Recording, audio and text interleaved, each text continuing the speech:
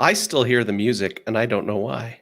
I don't hear any music, so I guess we should start. Um, Oh, something's wrong, Michael. Oh. I'll explain that blooper another time. Sounds good. Welcome. My name is Michael McDonnell. I am the cybersecurity librarian. My co-host, Moro Mike. Tonight, we're talking about professional networking. In one of our previous live streams, we talked about networking, but online, primarily using LinkedIn. Tonight, we're broadening that topic, and we're talking about how you can grow your personal network and why you should do that and how. And we have two really interesting guests to interview, both of whom I think make great networking role models, but both of them with very different personalities, different approaches. And I'm excited to talk to each of them about how they use networking, how they network, and what they do with it. So, Moro, tell us this. Okay. You describe yourself as an extrovert these days. I describe myself as an introvert. But you know what? I think we both network in really similar ways. I agree. Now, my networking is somewhat of a consequence of my job. So I'm a sales engineer. So I'm really required to really reach out and talk to various people throughout my day.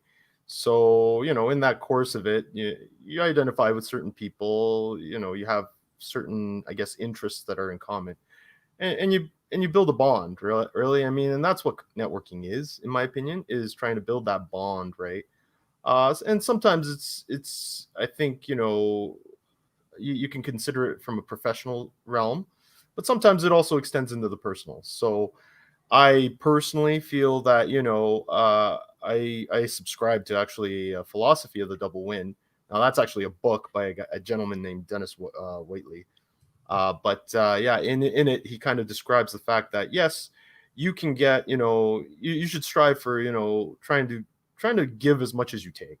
So, and I think that many of us, we, oftentimes, especially when we're job hunting, don't realize that, we have the ability to also be, I'm going to say, a little bit more genuine, a little bit more vulnerable, and, help those around us, even though we may be, yes, that's the book, Dennis Waitley. So he's got a bunch of actually really good books. But anyways, yeah, so I thought this was a good topic, especially in this day and age where I think we sometimes focus a little bit too much on relying on social media in order to build our network. But the reality is, that's a very new concept. I mean, I would say probably within the last 10 years, it's seen the most traction, although, LinkedIn's been around for, even longer than that. But I think some of those techniques that, it used to exist before social media are still pretty important and still very relevant today.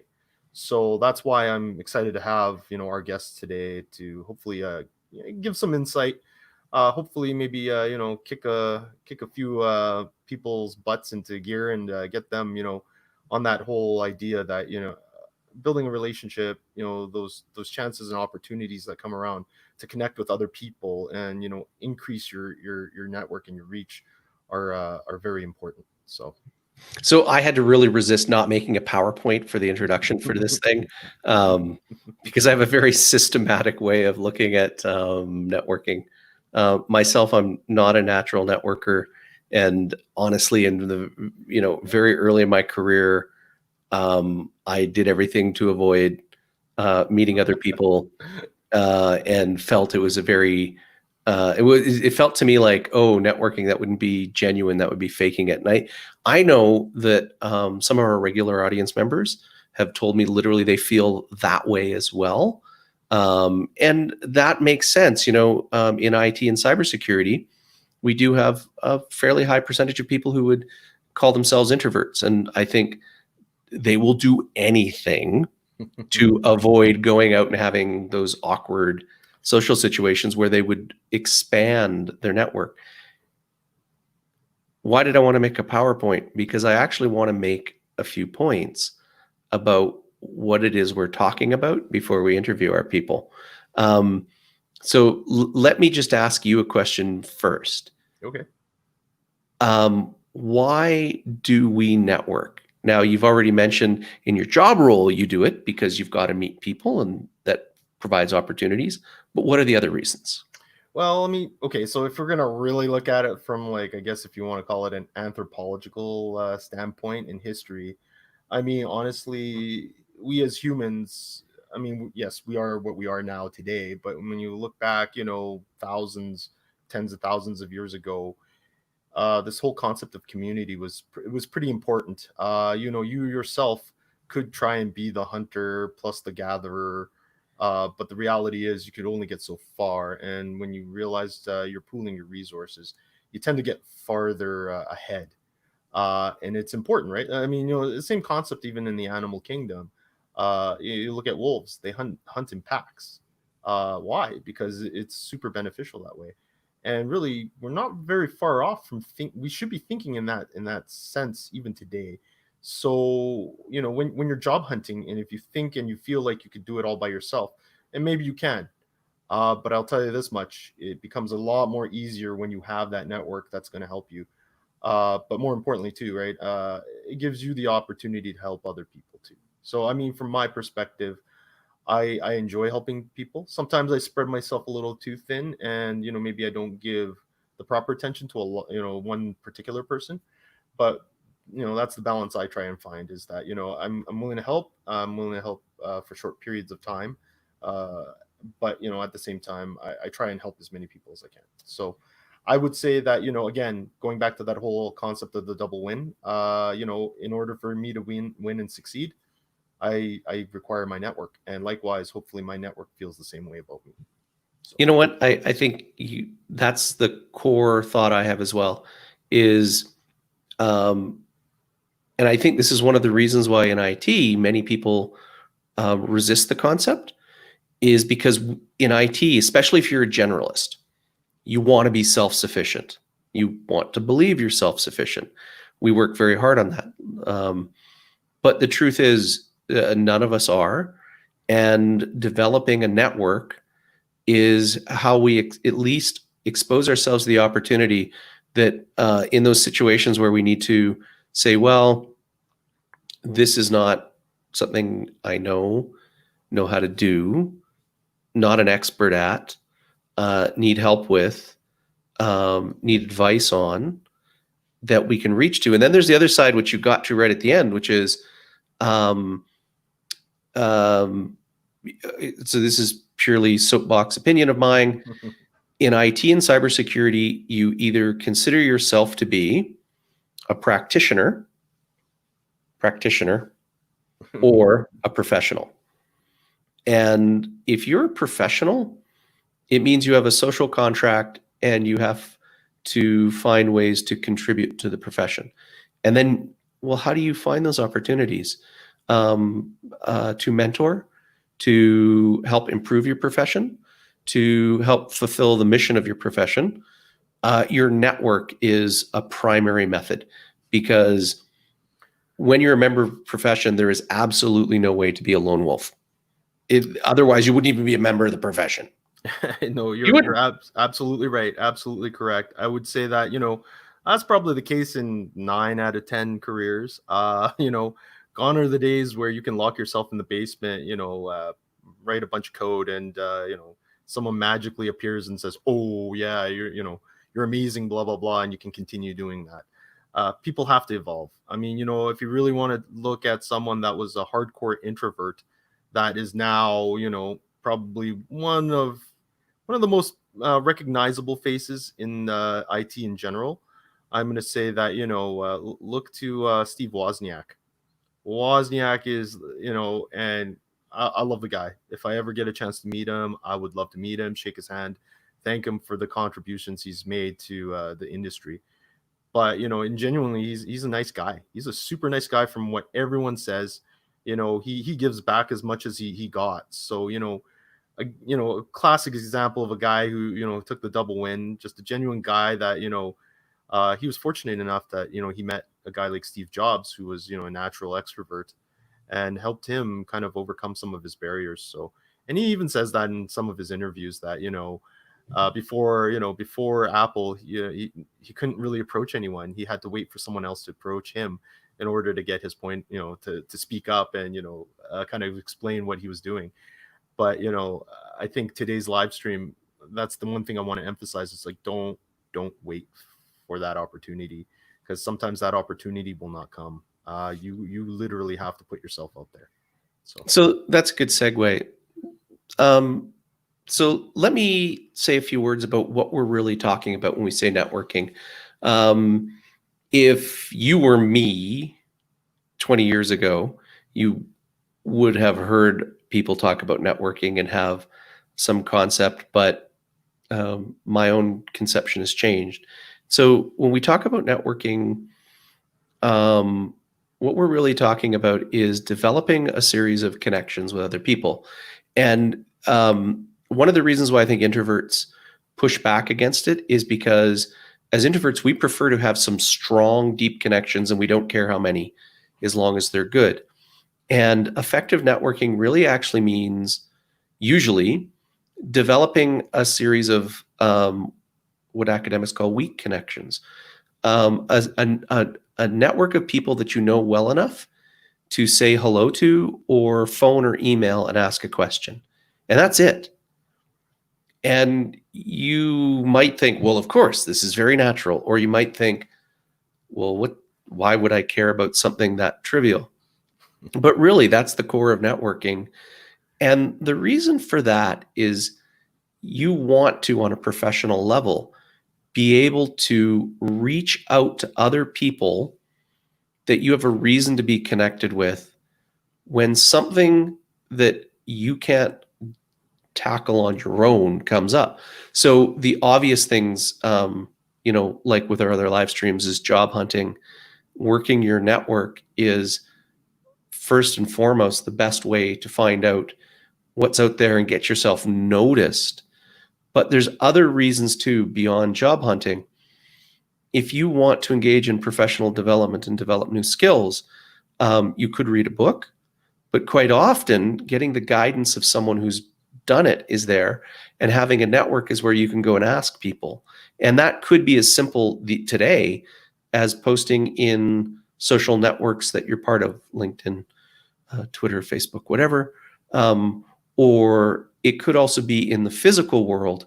So you're a member of the ISC Squared or ISACA or the IEEE or any number of societies, and you go to one of those events and you know someone well enough to say hello, talk about what your current interests are, and before you know it, you're not searching for answers or opportunities, you're discovering them through some very easy social connections. Another purpose of networking is so that when you have a challenge before you, you can simply reach out to a bunch of people and ask them and find out if that is reachable. If you want to hire someone, you can put it out to your network. Hey, I'm looking for this, and then have a better way to gauge whether you can trust that opinion than just having random, say, applications. When you need a core piece of advice, you can ask someone you know if they know someone. And so quite often having your network is really a way to get closer to someone else. That's sort of 6 degrees of Kevin Bacon, and if you haven't heard of that, Google it. It's literally the number of hops you have to do to get between you and anyone else in the world isn't that far, but we have a natural tendency to trust the ones closer to us. The allusion you made earlier to evolution. But the one that excites me the most is the opportunity to contribute, to teach, to mentor. If you want to find a way, and I speak as an introvert, to give back to your community, well, that's quite hard. I would consider myself self-sufficient in learning. I will avoid talking to people and the embarrassment of not looking like an expert, spend many, many years becoming an expert. But then I suddenly say, well, I'd like to teach these things I've learned. Where do I get access to those people? And my network has been a primary way of finding the opportunities for me to mentor, teach, lecture, give back. And it actually comes full circle. When I do those things, I end up learning more and developing my network. And then the activities involved, we often think of going to a conference or going somewhere and hobnobbing. It's not always like that. Those are valuable activities. Sometimes it's literally reaching out in an online conversation. It's always a form of participation. That's how you find your networks. And so for those who do it naturally, I don't need to lecture this. For those who don't, really what it is you need to find something to participate in even a passive way, and you will find your network growing. However, I don't want to say a ton of more. I just want to set that as the stage, because we're going to talk to two people who are absolutely expert networkers that I've seen them demonstrate the value of networking, the way they network. And I'll be honest, this is the introduction to our guests. In some ways, they couldn't be more different. We're going to talk to Burhan Syed, a very old friend of mine, and no one would describe this man as an introvert. He is a very natural network, but man, is he a role model. I personally benefited from his own networking in several jobs I've gotten. He introduced me to my wife. See, there you go. I mean, I put a lot of value in his networking. And then we've got Dr. TJ Zhang, who's been on the live stream before. And I think he is an introvert, but he is also equally powerful as a network and very active. And I think they're going to tell us different stories. With that, I am going to bring on Burhan. And it is always lovely to see your face, Burhan. Hey, guys. Why don't you introduce yourself? Sure. I was born and raised in Alberta, spent most of my life there, did a little stint in Ontario, worked in tech. At first, with Michael many, many years ago, like in the early mid-90s as well, at a little ISP. And then I moved on and worked for big telecom companies in Canada, ultimately left that and moved into public sector. And from there, got a job at Facebook. So I moved down to Silicon Valley and did that for a few years before moving on to Microsoft and then Oracle. I've got 3 children, all of whom are older and have moved out. And so I find myself in a very different stage of life where I'm really focused on myself, my partner relationship, and my puppies. Nice. Yeah. One of the roles that I do now is I'm a manager of a problem management team. But deep down inside, I will always be a technical program manager. That is my absolute favorite thing. Right on. That's great. So, Michael, I'm not sure how you want to kick this off. Do you want me to go through the interview questions with Burhan first, or do you want me to kind of go through them sequentially and bring in TJ as well? So, what I'd like to do is we're going to first interview Burhan. Okay. We'll spend about 15 minutes on that. Okay. Start with the first really open question, and then just take it as a conversation from there. And then after about 15 minutes, we're going to bring TJ and we're going to do the same interview with him. Okay. And what we're going to do throughout, this is a little different for the audience. I'm going to queue up all your questions. So take your questions, put them down in the chat. And when we're done the interviews, I'm going to put all your questions I'm going to bring TJ and Burhan back, and we're going to get them to answer them. And if they don't have a great answer, I'm just going to pipe up, get on my soapbox, answer it myself. Well, exactly. Okay, so let's kick this off. So Burhan, we know you're like an amazing networker. You're a role model, obviously, for many people. I guess the main question is, what does networking mean to you? And kind of like, how do you go about doing it, and what does the network do for you? Like, what does your network do for you? Sure. So I'm going to sidebar for 1 second and go, sure. Oh my God, Moro, I heard that you were a pre-sales engineer. Right? Is that true? I am. So was I for 13 years. Oh, okay. Right? Okay. And the reason I bring that up is because for me, networking isn't about, like we talked about the utilitarian side of it. How do we connect with people? How can we leverage those things? I really feel like I've just stumbled my way through life. I'll be really honest with you. And if it wasn't for the grace of the people that I have met, I don't know what I would be doing right now. Okay. But the people I have met, I have tried to connect with on a personal level, not for any other need than the human need to connect. So when I heard you're a pre-sales engineer, I just lit up, went, oh my God, we probably have the exact same problems. You're dealing with salespeople, your customers, and boom. And I immediately feel like, in 10 minutes, you and I would totally walk away understanding, or at least having connected. Oh, yeah. And that's what networking is about. For me, it's beyond that utilitarian side. It is all about that human connection, the I am not alone connection. And my whole philosophy is, at the end of the day, every interaction, and I live, honestly, in a very interesting neighborhood in Washington. Every day when I walk my dogs, I try to connect with every human being I meet. Some of them have issues. Some of them I had...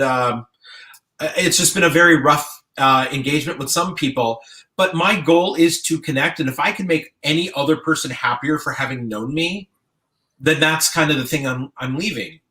Okay. And that's what networking is. Can I connect with somebody? And if I see them again and again, then I formed a bond. Like, we won't be friends. Maybe we will. But I've connected with somebody on a human level.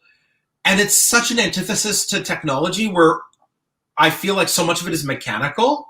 And do these pieces click? I don't know if all the pieces have to click. I think that if you can just interact and impact people in a really beneficial way, if you bring value to them, that's when you earn trust. And when you earn trust, that's when you can be vulnerable. Connections start to really happen. I agree. I guess with that, a little bit of adding on to what you're saying, I find that in my career as well. The relationships that are pretty awesome for me usually start off as customer interactions, and then just throughout the course of it, you find interests, you find things that you relate with, and you make a human connection. And I will tell you this much: even today, I have customers that are just my friends, and I know that when I walk away from my job one day in the future, I'll still reach out to them. I'll still meet with them for a coffee, or if they ever came to me for any kind of advice or help, I would, willingly and, without hesitation, give it. So, okay. So it does sound like, I think networking has become more of a natural thing for you, almost like an instinct, I guess. So I'm going to ask this question a little bit differently. So it's not written in here, but I'm going to ask it. I'm ready. So how do you stay genuine in it? Like, I know what I do, but I guess there's this idea of small talk, and I abhor the idea of small talk, but it is a way to kind of get the conversation started. So how do you go beyond that? I guess to build that connection is what I'm curious what you do.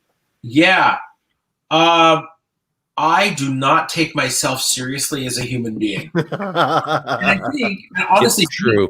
And I think being Canadian, we're really self-deprecating. It's built into us. Mhm. And living here in the United States, that I don't feel that people are self-deprecating in the same way.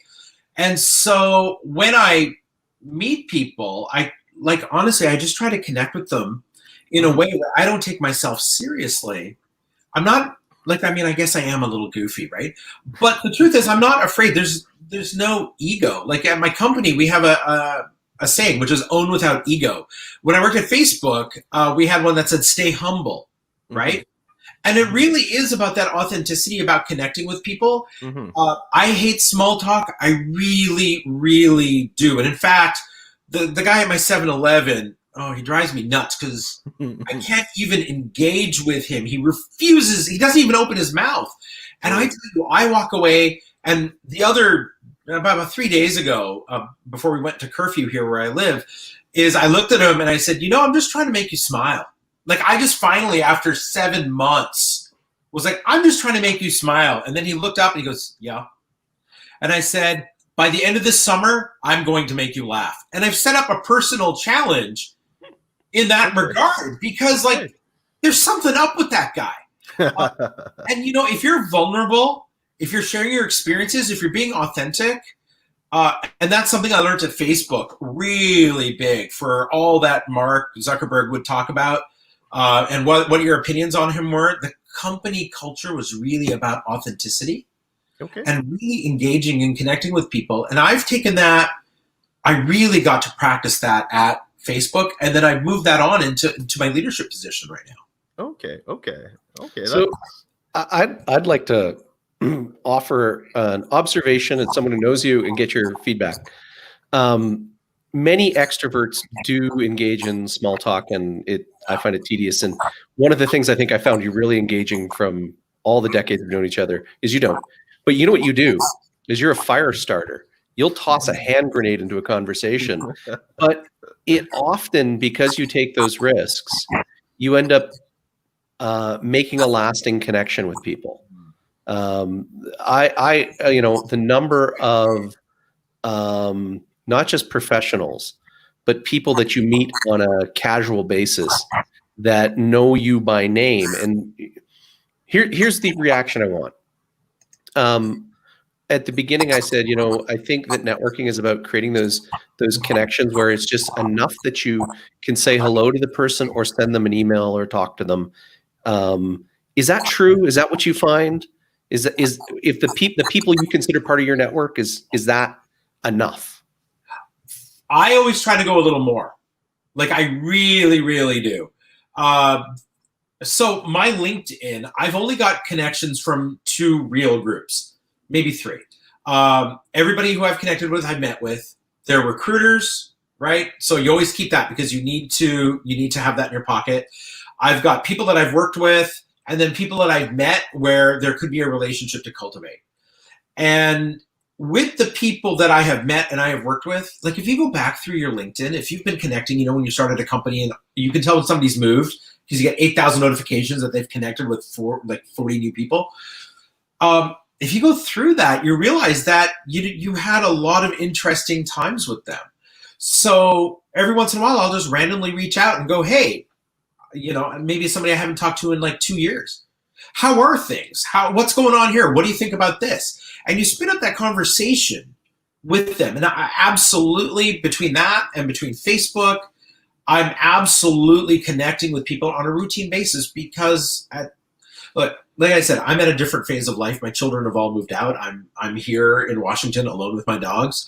I want people to reach out to me, and I can't expect that. I need to grow those conversations. I need to grow those relationships. I need people to feel the same safety with me that I feel with them. And when you don't have an ego, when you're not worried about being viewed as silly or whatever, you don't need to be perfect in these, you're trying to build a human connection with your peers and with their friends and whatnot. And you might not be best friends with everybody, but you're definitely trying to connect as a human being. So absolutely. I just sent, I think, 13 random postcards during shelter in place to different coworkers that I thought back to and thought, I think Google Photos popped up, a year ago today or 3 years ago today. Oh yeah. Oh my God, that was a heck of a team meeting. And then I just sent them pictures of my puppies. Like you can go and get, 6 pictures of my puppies on one postcard. Done. And then I get random emails saying, that was so kind. I'm like, yeah, I just want to let you know I miss you. Yeah. There's nothing wrong with saying that. I was thinking of you, and I was hoping that you're doing good, right? So Yeah. I hear that. I like that. So okay, so let's kind of I guess try and pull this back into the topic of helping those that aren't quite as extroverted as us. Yeah. So if you could lend some advice to them, like how would they get started in networking, especially if they're introverted?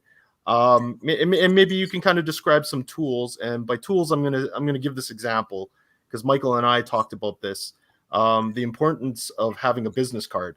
So a personal business card, even though it's not a business card in the place where you're working, or maybe you don't even have a job, you just graduated from university or college. But the idea I thought is quite important that, your business card should have at least, your LinkedIn profile, things like that. So that, when you meet someone and you've made that connection or you want to make that connection, you have something to give them so that, they can remember. Yeah. So I guess with that in mind, what tools and what kind of advice would you dispense to those people that are not quite as extrovert or, networking savvy? So. Okay, so I wasn't always this way. I wasn't always outgoing and whatnot. I used to participate in debate, and heaven help me if I looked up at the audience, if I was reading out a speech, because my mouth would go dry. I would start to breathe funny, and I crashed and burned once when I was 14 in an auditorium. And sometimes I still wake up in the middle of the night and go, oh my God, I cannot believe I screwed up. It's horrible. And even now as an adult, that happens to me. There was one thing in my life that made the biggest difference. And I highly encourage, I cannot encourage enough. I had all 3 of my children go through it. And it sounds so tangential to this, but it's so integrated to networking. So when I lived in Calgary, I took improv classes at the Loose Moose. Ooh. That was the moment in which my ability to cope with life changed. Because improv is all about accepting offers. It's all about knowing that there is no wrong answer. And it really taught me, at that point, I was divorced. I had sole custody of my 3 children. How was I going to do that as a single dad? How was I going to connect and find other single dads? And so just what I got out of the Loose Moose Theater was the ability to pivot and the ability to do that. And then I found slowly that at work, I was able to take any idea, anything that came up to me, any situation, and roll with it. Life is filled with offers. And I got to tell you, it's so hard. I have one introverted friend here in Washington State who so needs to go, but is so afraid. And I'm like, look, when you go to the classes, it's 12 people. And they don't make you get up. And over time, you will get up. But look, everybody's walking around clucking like a chicken. We're all equally silly here. But then after a while, it's like jumping off that diving board, right? I took kayaking lessons. I'm a kayaker now because I'm very buoyant, as you can tell. And so one of the things that you have to do when you do sea kayaking is you have to flip your kayak over, get out of it, self-rescue. Otherwise, an orca is going to swim by and eat you. And every time, it's been a year and a half, even last week, when I started kayaking again for the season, it is the scariest damn thing. And you take that deep breath and you're ready to flip over and you got your hand on the skirt to pull it off. It's the same feeling all the time. But what doesn't change is your ability to go, I've got it. And so if I had to tell you one tool, it would be the improv, because that is teamwork, that is trust, it is communication, it is public speaking, it is coming up with weird ideas, it's learning how to start conversations. Like Michael had said, and cut me off if I'm rambling here. Like Michael had said, okay, as a technical program manager, sometimes you're sitting in a room with a bunch of engineers and the engineers are not agreeing. And they've shut down. They are not talking to each other. I'm making up something. We have a network redundancy issue. Yeah, well, we need to do this. We need to do that. No this, no that. And you've got a stalemate. as a program manager, my job is to solve the problem. And that means sometimes we have to say very stupid things just to get the conversation going. So would it work better if we got a cable modem? Now you got two engineers attacking you because you're talking about replacing with 10 gig fiber with a cable modem, 100 gig link. But now you're talking and you have unified them, reinforcing the fact that they think you're not intelligent, but the goal was to get the thing done. And then over time, you're building up that relationship with them. They learn your style. And that only happens if you're not afraid to take risks, if you're not afraid to look silly. And, that's our job. Our job is to get stuff done. And so as a program manager, yeah, I definitely found that my transformative, life-changing moment was taking those classes at the Loose Moose. Okay. So I've plugged Kinkanauts because my wife, that's where she goes. Plus, on some Fridays, if you get bored with our live stream, they do one, and they're a lot funnier. Loose Moose and the Kinkanauts in Calgary is where you can go for really great improv training. And Burhan's 100% right.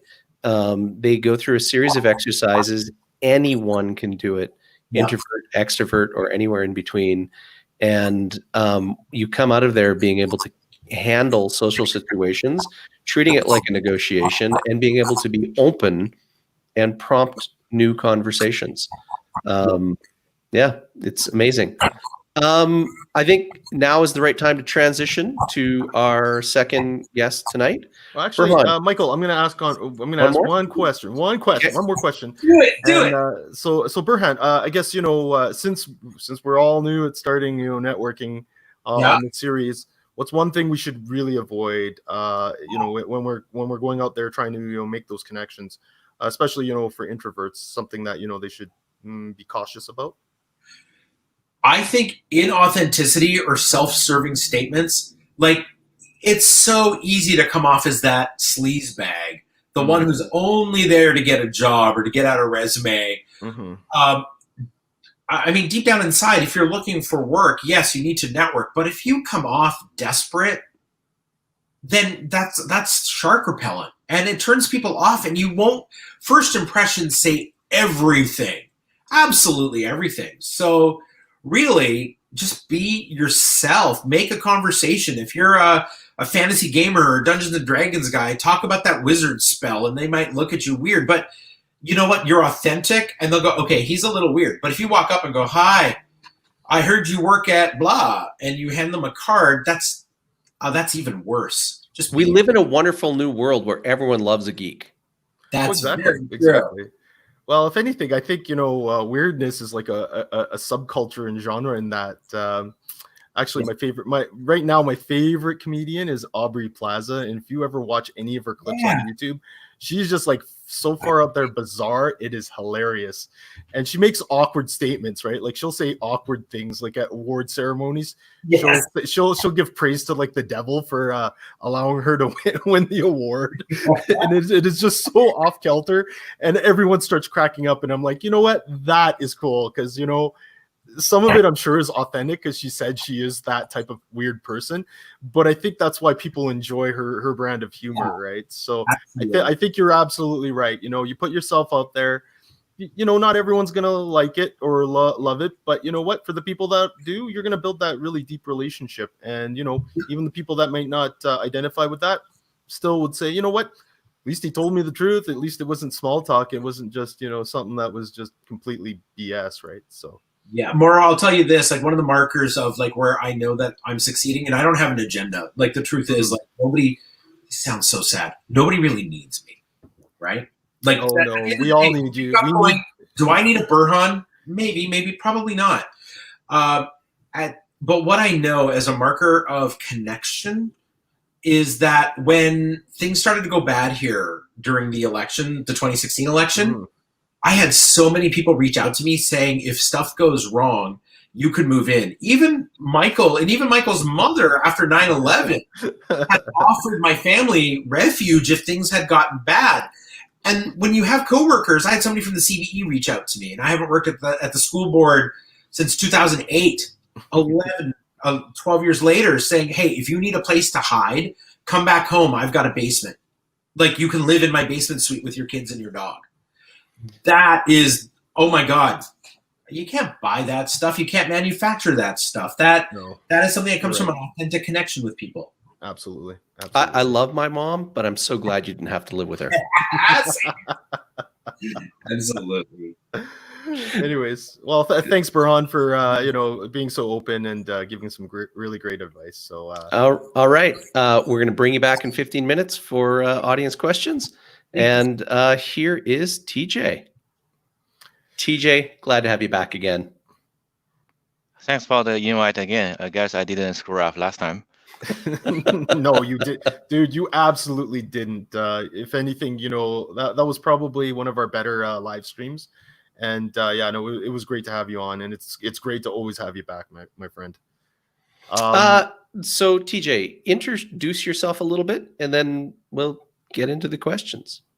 Sure. So I have been working in cybersecurity industry for maybe just over 13 years, starting with a developer and then did some research and then did consulting for a few years. Now I'm working as an architect. So most of the time spent in Calgary, and that's where I met Moro and Michael in different occasions. Yeah, no, and you know what? That dives right back into our topic. Honestly, I didn't meet TJ on LinkedIn. I literally met him at I can't remember if it was an ISC squared event or an ISACA event, but I remember him actually coming up to me in the booth, and it's like, "Oh, you're the new SE for blah blah blah." It's like, "Yeah." It's like, "Well, I'm TJ. Nice to meet you." It's like, "Oh, okay. Well, yeah." It's like he gave me his business card, and it wasn't even for the company you were working with. It was actually your personal business card with your LinkedIn, and you were probably the third person in my entire life that actually gave me something like that I noticed. I'm like, oh, personal business card, that's kind of neat. And actually, coincidentally, Michael was the second person that in my entire life that also did the same thing. So with that in mind, go ahead. I actually just want to say one thing about that, because it's true. The first time I met TJ was at a local SPI meeting, professional association in cybersecurity. It's one of those awkward things where you're all sitting with strangers, you don't know anybody, and TJ was very friendly, and he had a card and I had a card.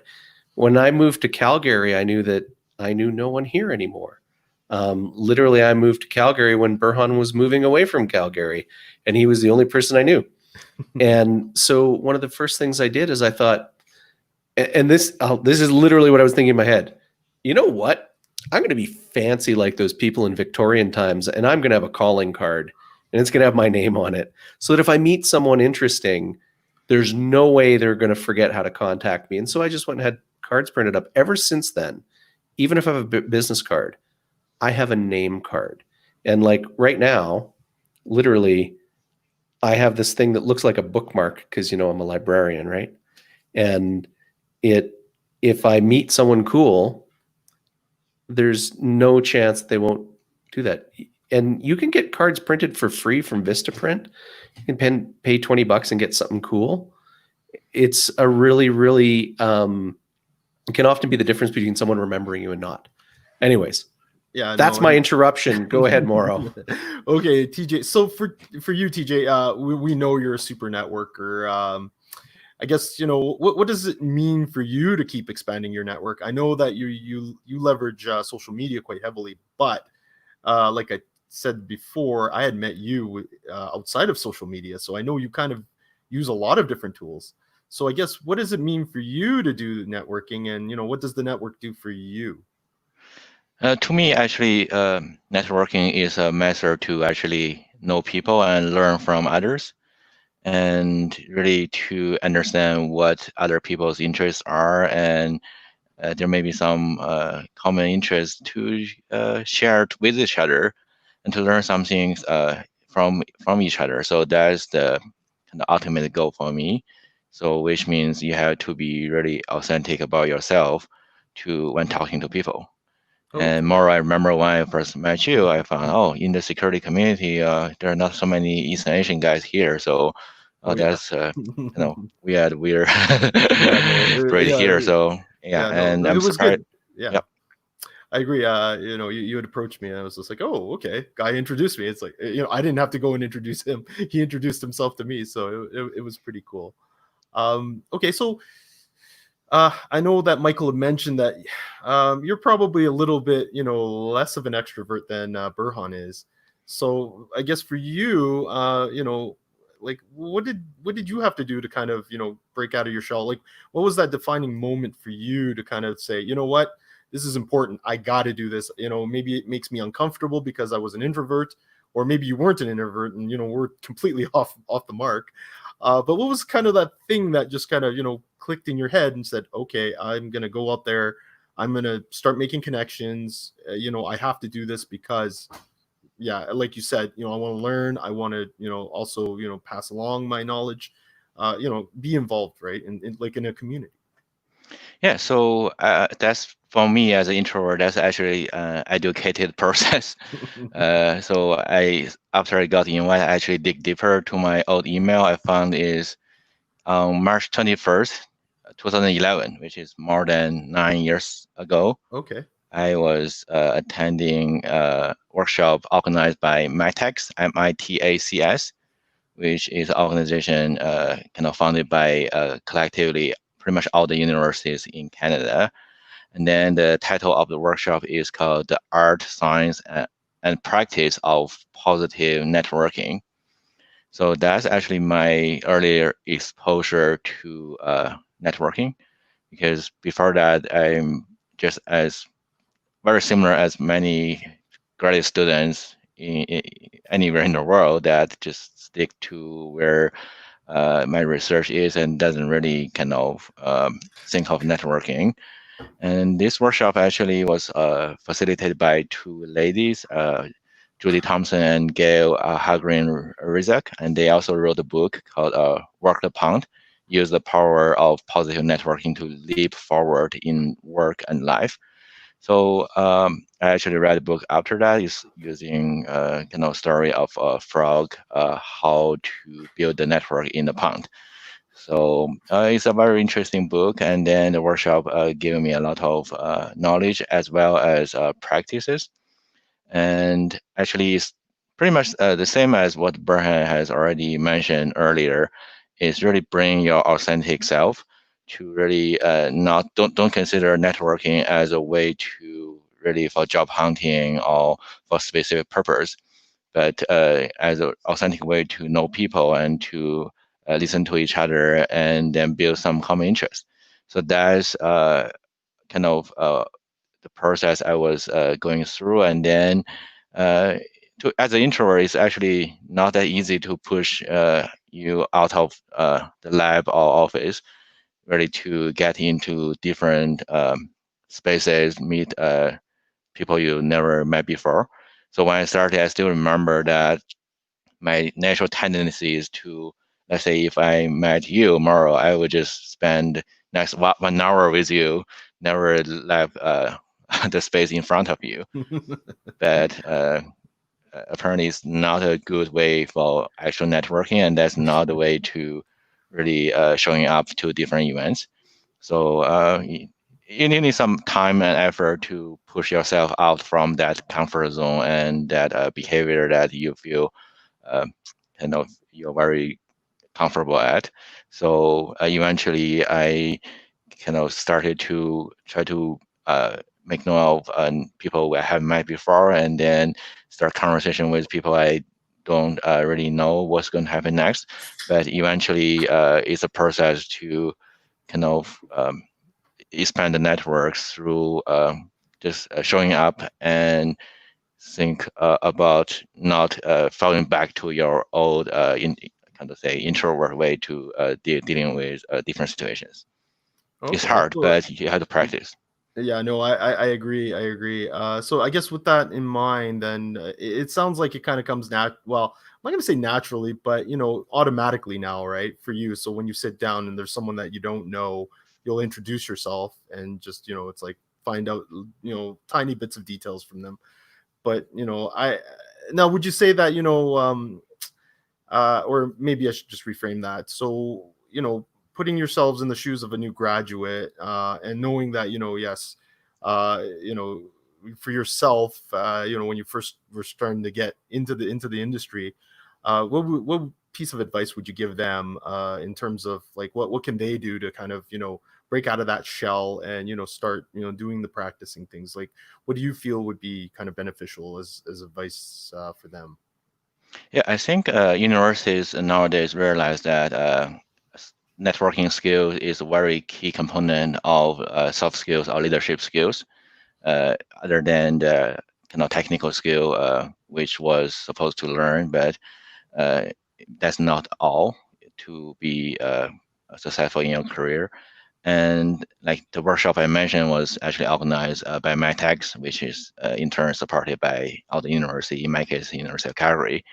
And I think if you're a student in any post-secondary institution, there are probably a lot of opportunities, probably free too, for you to attend to kind of learn these soft skills as well as kind of practice or networking skills in a safe setting.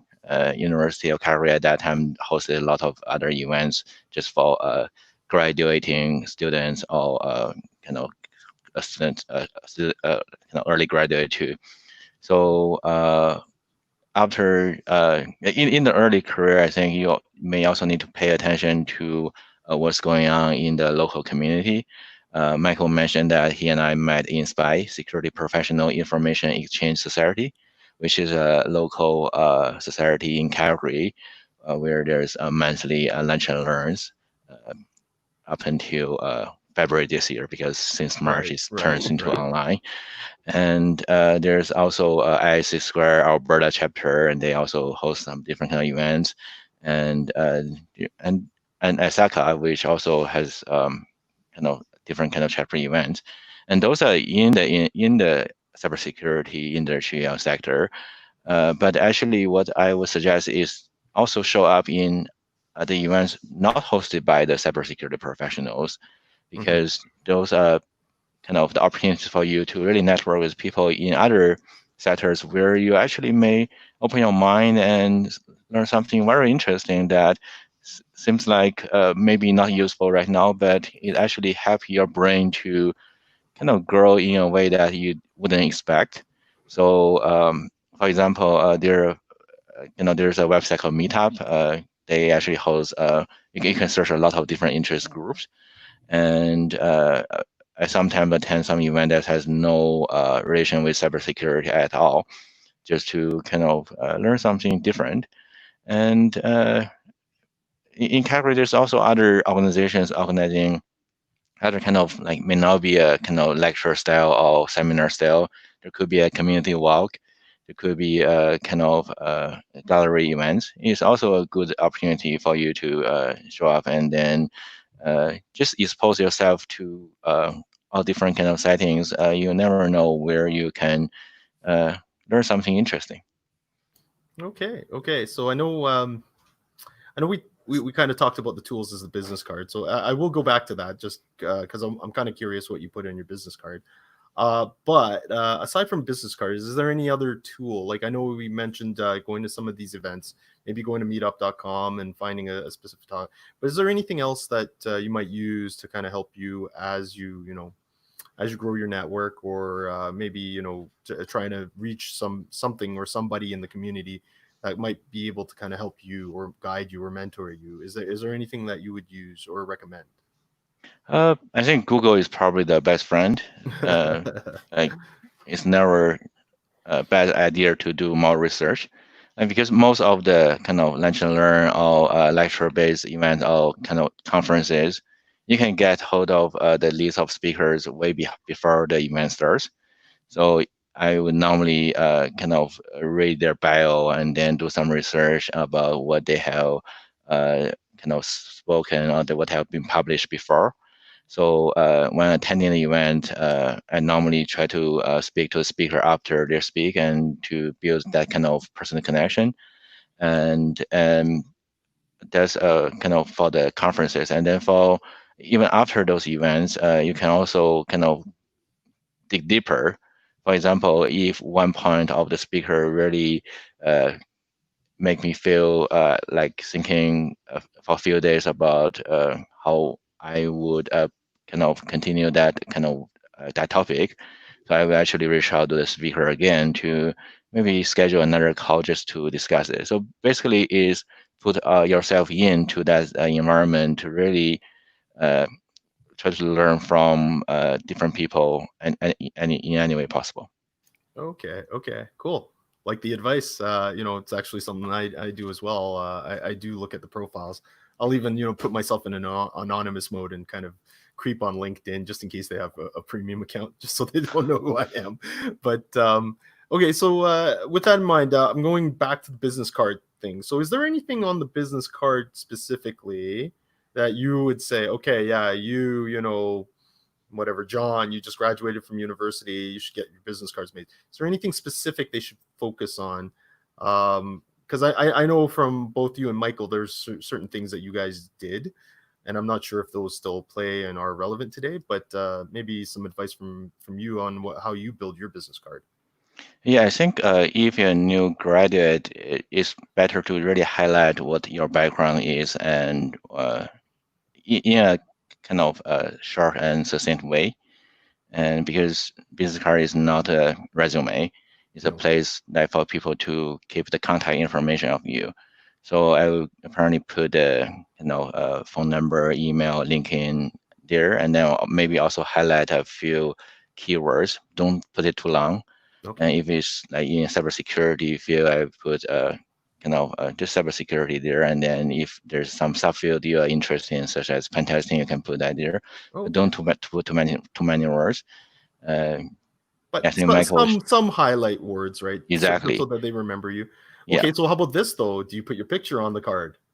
I think I actually from when like maybe 10 years ago now, when I was using my personal card, I actually put my picture there, and now I feel like it was a mistake.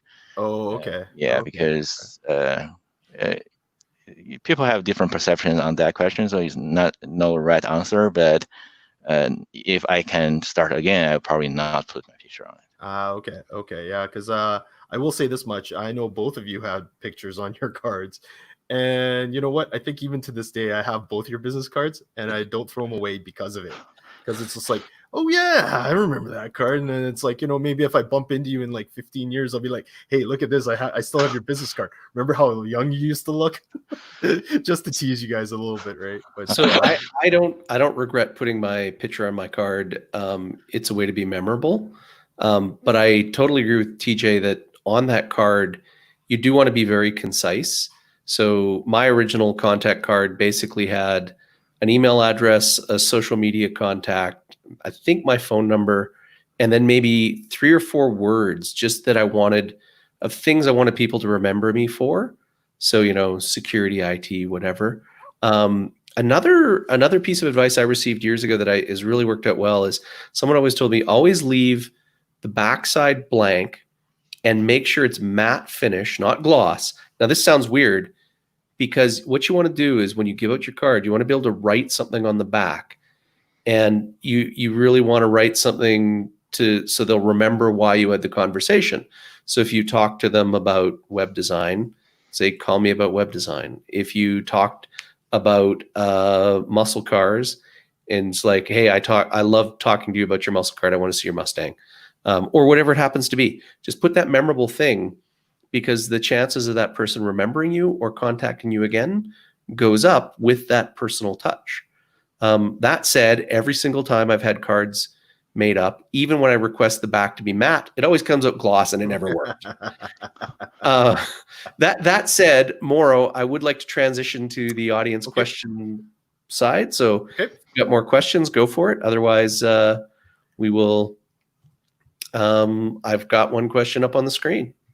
Oh, so do we want to bring Burhan back? Okay. Here we go. Burhan's back with us. So David asks us, and I think this is a great transition because TJ touched on this. Is it worth joining professional organizations, paying the annual fees? And if so, can you recommend a professional association? Burhan, you want to go first? Yeah. So what I immediately thought of is, as a technical program manager, I've got my PMP, so I'm a member of the PMI. And I've never gone to an event, and I I don't see the value in that for me, though there is value for other people. The one that I found a lot of value in, ironically, is NANOG, North American Network Operator Group. And we can abstract that. We can just say any professional network that you go to where you meet regularly and there's a bunch of people that are very passionate about your domain is the place where you want to go. Especially what I love about NANOG is they do hackathons. And so you show up and then your entire table becomes a hackathon or teams compete and they're so social.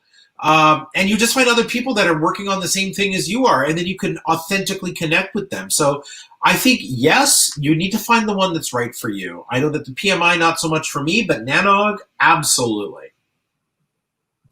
Right on. So TJ, what do you think? Is it worthwhile paying for joining organizations? Yeah, absolutely. I think I mentioned a few earlier, including SPY, IC Square, ISACA, and there's also ACES, American Society for Industrial Security, and those are related to security area. And then I used to be a member of another organization called JCI, Junior Chamber International. I think that also kind of is a good practice for me to kind of like learn and work in an environment to organize events that is relevant to technology. And yeah, if you can, because some of them do have certain fees, and it depends on your personal situation. And then I would recommend to join something that really make you feel interested and you can contribute. Not only joining it to learn, but also joining it maybe to do some leadership work, such as organizing events and join the board to really work on the whole organization or association. So in that way, you will grow a lot from this process. Okay, yeah. So, and I'm gonna add to this. So, I think it's not a bad thing, but it's not a showstopper either. If you're a student on a budget and you just can't afford those yearly fees, I mean, there's a lot of free stuff out there, and one I'm gonna plug is Toastmaster Society. I personally never enrolled in it myself, mainly because I'm one of those guys. I have like an iron gut in terms of if I'm afraid of something and it's like I'll just go and do it anyways, just to kind of get over that that fear. But for a lot of people that are introverts that might have that issue, they might want to consider finding someone that's a part of a Toastmasters club. And honestly, it is awesome. If you have public speaking skills under your belt and you are a good public speaker, trust me, finding a job is not going to be a problem for you in the future. If you are looking to become, eventually a president or a leader inside of the organization you're working in, I think this is essential. Because it really doesn't just teach you about how to speak in public. It teaches you how to, formulate your words, how to be concise, how to, argue things, so that, people understand what you're saying. So I honestly cannot, speak enough about this. And there's Toastmasters clubs all throughout the world. And yes. If I can interrupt and say one thing, sure. Absolutely. Is in addition to Toastmasters, in addition to the groups that we've all talked about, I don't think that all networking needs to be done through professional. I know the question was about professional organizations. Right. Like, this is a really weird thing I've discovered. A lot of, in my field, networking, a lot of networking people are really into ham radio. So join a ham radio club, join a rescue group. Like, there's a group here in Seattle that is like the ad hoc, oh my God, there's been an earthquake in Mount Rainier has exploded, group, and they do tests and they do are you really passionate about model airplanes and flying them? Right? Get out there, because chances are there are people in your industry, and if not in your industry, they might be married to somebody in your industry, they might know somebody. Like, just try to connect with people. So I think clubs in general are really great things to go for. Absolutely. I agree. And I'm going to do one last thing before we move off this question. I'm going to plug my friend Kyle Hausen. He was in the chat. I'm going to plug his group called CowSec. and that's in Calgary actually. But yeah, it's a cybersecurity group that meets, I'm going to say, on a fairly regular basis. I think it's monthly, if not bi-monthly. And they, honestly, it is like next level in terms of what they put together. They talk about some really, really in-depth techniques. So if you're into cybersecurity, I would highly recommend it. You may not always understand the topic at hand, but that doesn't matter, because honestly, it's a great group of people, professionals, as well as hobbyists that get together. And honestly, sometimes it does get a little bit out of hand. They do like to, they like their sauce. But honestly, it's a great time. And if you ever get a chance to meet Kyle, he's like the super chillest guy in the world. And he really is an Uber hacker, although he'll probably never admit it. But you know what? He's also a powerful networker. Exactly. And everybody knows Kyle. And that's exactly what I was going to say. You want to meet someone. You want to get into the society or the groups here in Calgary. You get to know Kyle, buy him a drink. He's a super nice guy. He will introduce you to pretty much everybody. So meets this Thursday, June 11th. There you go. He also points out that ISACs are a great place. And for those of you who don't know ISACs, these are information exchanges within industries, clearinghouses for threat intel, but they also organize a lot of other activities. They're all about information sharing, and therefore they present a lot of opportunities to get together. Locally here, we have SPY. We have ISAC and ISC Squared, which are all fairly active in providing events and each fulfill different needs. But like others were saying, you'll notice I do a lot of speaking, but I don't speak at security conferences. I will go to something outside my comfort zone every time. Education conferences, I absolutely love for the diversity of people. And I'd rather go talk to people that aren't like the people I talk to every day at work.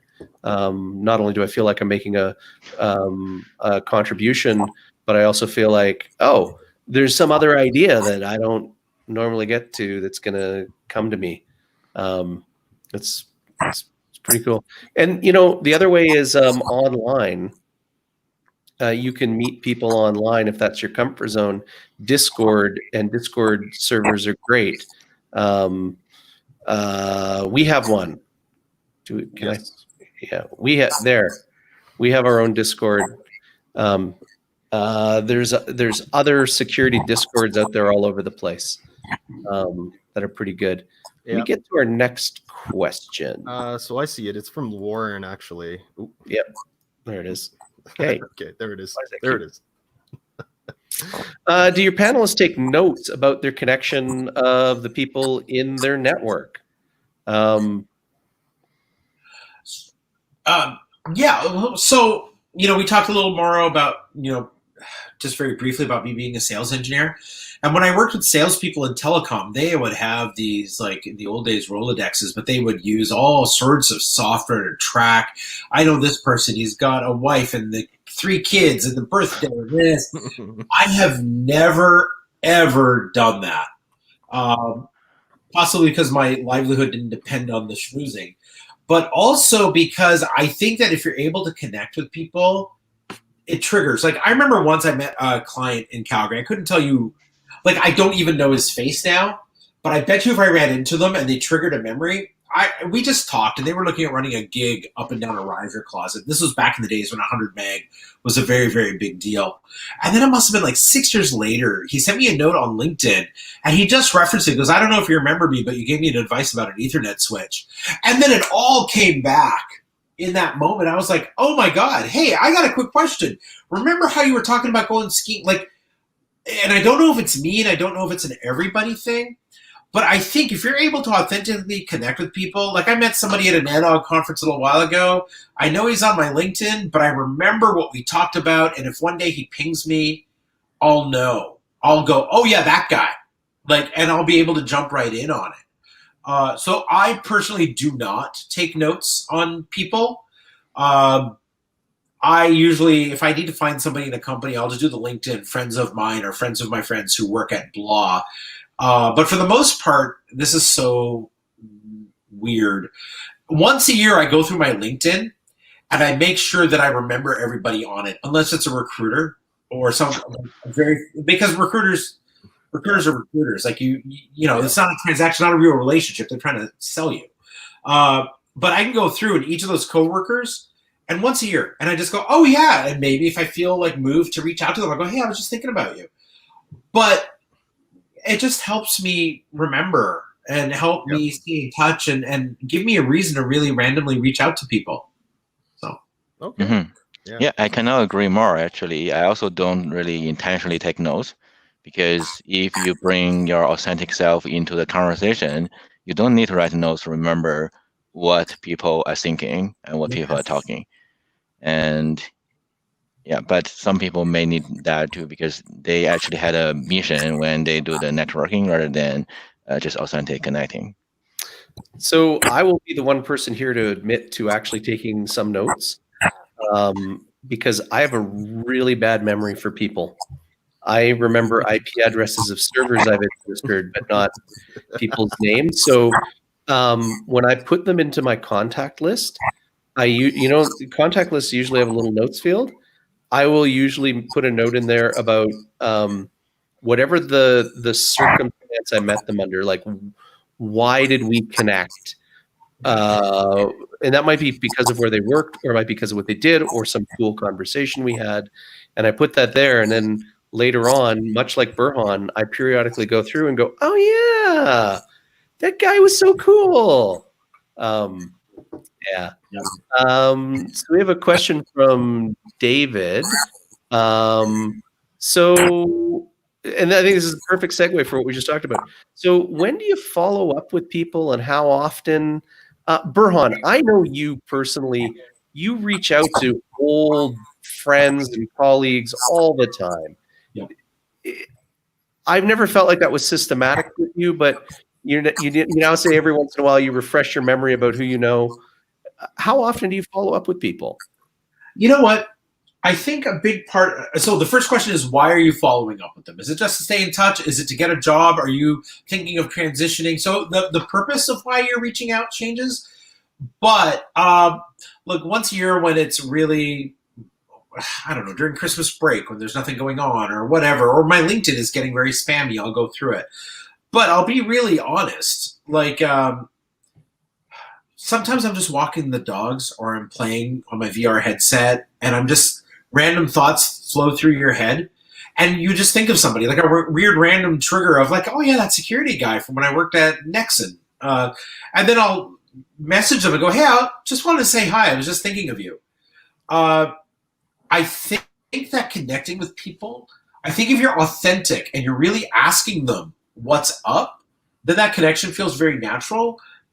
I have absolutely no schedule. Like there is no whatever. There's nothing. I just go ahead and I just reach out. The worst thing that can happen to a human being at the end of the day is that you would be forgotten. That's it. Nobody cared. The Bare Naked Ladies, if you hide yourself wherever you are, were you ever really there? That line. Yeah. And I really live by that. And so if the worst thing you can do is to be forgotten, let's not go off and do that to other people. Let's not forget them. So reach out and go, hey, I was just thinking about those banh mi subs we used to grab at lunch hour when I was getting a banh mi sub in downtown Seattle. How are you doing? And that's it. That's my approach is random and haphazard and really triggered by odd neural synapses. For over 20 years, I've secretly thought that you live your life according to lyrics from the Bare Naked Ladies. So I thank you for the confirmation. Yeah, absolutely. You're welcome. Oh man, that's too funny. Too funny. TJ, do you follow up with people on a regular basis? What triggers that? Actually, I don't do that kind of regular follow-up, even in Christmas. But whenever I saw something on the news and read some newspaper, and if I found something that would be interest, similar as Burhan, I should trigger my mind saying, okay, this is something I should tell somebody. Yes. So that's the moment I've absolutely reached out to the people I haven't talked to maybe many years. Okay. Yeah, no, I'm kind of I think I'm a little bit more like like TJ. But I think I aspire to be more like Burhan, to be honest with you. You know, That's a shame because nobody should aspire to do. whatever, dude. You used to work at Microsoft and Facebook. I think the greater IT community would love to have that on their resume. So they should certainly look to you for some of your advice as well. So David offers some general thanks to our guests for all their advice, and we do too. Jared here has also said he started to do what Burhan does when somebody pops into his head. And let me just tell a personal story. So many of my friends, many of you who are watching, Burhan included, for the last 3 years, I have not talked to any of you. And that is not, I'm not really an extroverted guy, but that wasn't normal. And literally I've tried to emulate the way Burhan does it more recently as I get back to being a normal human being. And it's a good idea to, when you think of someone, to contact them. A good a friend of mine, Olu, has always been good about just following up whenever he thinks of somebody. He phones me up, and a huge guilt for me is over the last 3 years, I probably returned one of his calls. But here's a guy who genuinely just reaches out to people he knows. He's got no agenda. He's just, it's a good thing to do. In the last few months, really when I started getting back to normal, what I did is I just went to LinkedIn and tried to remember all the people I hadn't talked to for years and just started sending them saying, hey, I've been thinking about you. And that was a really, it was a powerful thing for me personally to be reconnected with people. But it also it kind of expanded my horizons, my opportunities to talk with people. It was great. Don't sit in the corner when you got friends out there that you haven't talked to in a while. Yeah, Right. absolutely. Yeah, I agree. And I'd like to see that, especially now where we're all locked in our houses. You would be surprised at how much of an emotional impact you will have on people and to yourself by reaching out and just reconnecting with people. Yeah, that's how this live stream started, was because Moro, myself, and Warren just decided. Everyone's like, well, no, I don't. We really have to get together. And I was like, no, we're going to get together.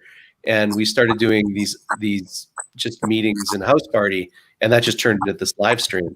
And yeah, it's powerful. You're all watching, so it was. Do it, like literally. Whoever you're thinking of right now that you haven't talked to in a year, hit them up, send them an email, call them, send them a LinkedIn thing. Yep, it'll be good. Yeah, you know what? Oh, go ahead, Mara. I was going to say, you know what? Just like Bill Murray says in that movie Scrooged, right at the end when he comes to that realization, reach out. You never know what you'll do. It's impactful. I know he says it, in the spirit of Christmas, but really it doesn't matter if it's Christmas or not. People appreciate it. So I've got two things I want to add about reaching out to people, and the first one is, if you do something really cool and geeky at work, something that you're really proud of, is there somebody from a former job, without violating your NDAs and giving out classified information, that you can go, hey, Tony the Tiger, guess what we did? Remember that thing we were trying to do? I actually did it. And to because you have worked with people that share your passions. Yeah. The other thing I want to say is that we don't understand, this is leveraging off what you said, Moro, we don't understand the impact that we have on other people's lives. Reaching out and saying just a hello, I was thinking of you. I'll give you this example. As I was driving up the street, there were two ladies in a wheelchair, old senior citizen ladies, and one not, all holding a protest sign, just on the street corner, just standing there. And I drove by them, and then in the States, we can make U-turns anywhere. So I just drove over and I just made a U-turn and whipped around and came back to them. And they thought I was going to give them trouble because my windows are tinted. My windows roll down. And I'm like, hey, guys, I just want to tell you, I'm so proud of you. So then I went off and then I really pondered it, these three old senior citizen ladies. And then I posted on Facebook and said, here's my challenge. For 1 hour, anytime, any place on Saturday, stand silently in front of your house or your street corner with a sign if you support this cause. Now, I wasn't able to get many people where I live because of the nature of where I live. But now I've got some friends in Nova Scotia that have got 400 people. Now, that has nothing to do with me, everything to do with them, and everything to do with those 3 ladies who just sat on a street corner. It's the butterfly effect. When you reach out to somebody, think about the social good that you will do just by reconnecting and letting somebody know, I was thinking of you. Like, it's tremendous. And I cannot tell you enough how important human connection is. Connect authentically, connect with sincerity. And you know what? Maybe 5 years down the line, somebody's going to go, you know what? I used to work with a guy named Moro, and he always told me blah. Like, you know, your legacy will go on through what people learn from you and whatnot. And it's really important that we remember that we are bigger. Like, we, the existential we, why am I talking like this? The existential we is bigger than me, right? Yes. And that's where that humility and humbleness comes in. Recognize that you bring tons of value to this planet and to humanity, right? And you just don't know it because you never get to see the downstream impact of what you do. So, can't agree more. Can't agree more. Okay, so Michael, I think we're getting close to wrapping this up. I think, but you know, I think I want to give TJ and Burhan like a chance to kind of, you know, in case they want to plug anything or, you know, final thoughts. So, you know, I'll start with Burhan. Any final thoughts? I mean, I know you just kind of mentioned some stuff, but I think that was a mic drop moment. Boom. Boom. No, look, at the end of the day, just be good to one another. Be authentic. Don't take yourself so seriously that if somebody hurts your feelings, that you're going to recoil, right? Because the truth is, some people, there's so many personality types. Be confident and happy with who you are, right? And that takes a lifetime to get to. I don't even know if I'm there yet, right? But just, you know, love yourself. Be okay with trying to help other people, and your community of contacts and your influence will grow. That's it. Make everybody happy to have known you. Absolutely. Absolutely. Okay, so I'm going to throw this to TJ. Any final thoughts or anything you want to say or plug? I'm just thinking, actually, when you were inviting Burhan and myself in these live events, you were thinking, let's have a comparison between extrovert and introvert people. But at the end of the day, I feel like he and I actually share so many similar personal practices and personal interests. So on the same topic. So in that case, I feel like it really doesn't really matter whether you're extrovert or introvert. It's really about what you care about and how authentic you are and how you want to help others. So that's the essence of networking. Exactly. I agree. And you know that's a very good comment and a very good final thought. So as for me, a couple of things I'm going to say. So if you'd like this video, please hit that like button. If you haven't done so already, please subscribe to this channel if you find that, you know, this is valuable for you. And yeah, I think I want to thank Burhan for coming on, and TJ again. Appreciate their time as always. And yeah, I think Michael's going to say this, but we are moving to a new time slot, I think, starting next week. Yep. But I will leave that for Michael to give you the details. So, all right. So we know that over the summer, you don't want to spend your Friday nights here after all the pubs, bars, and restaurants, cafes reopen. So we're going to move to Thursday nights instead. And even more exciting, Moro and I are working on a schedule of all the topics we're going to tackle over the summer. And man, it's exciting. So what we're going to do is we're going to have every live stream pre-scheduled. You can look at the schedule. You can subscribe. You can look at the playlist and know exactly what we're doing. And we've got a whole new slew of guests as well as our old favorites coming back. One of the most exciting new things we're working on is something for new professionals and students. And I think we're going to have one of those before the end of the month. And I want to plug one other thing. I've got a new, it's not a live stream, it's going to be pre-recorded. but my buddy Nathan and I, Nathan is the cybersecurity chef. Actual was a chef in real life. And what do you get when you put a cybersecurity chef together with a cybersecurity librarian? You get a cook, book, and recipes for threat hunting. And that will be starting next month. 2 videos a month. All right. Burhan, TJ, hang around while the outro music plays. We'll have a little chat afterwards. To everyone else, thank you so much for joining. If you have additional comments or questions, put them down in the comment section below, and we will follow up. And Yeah, make everyone. outro music go now.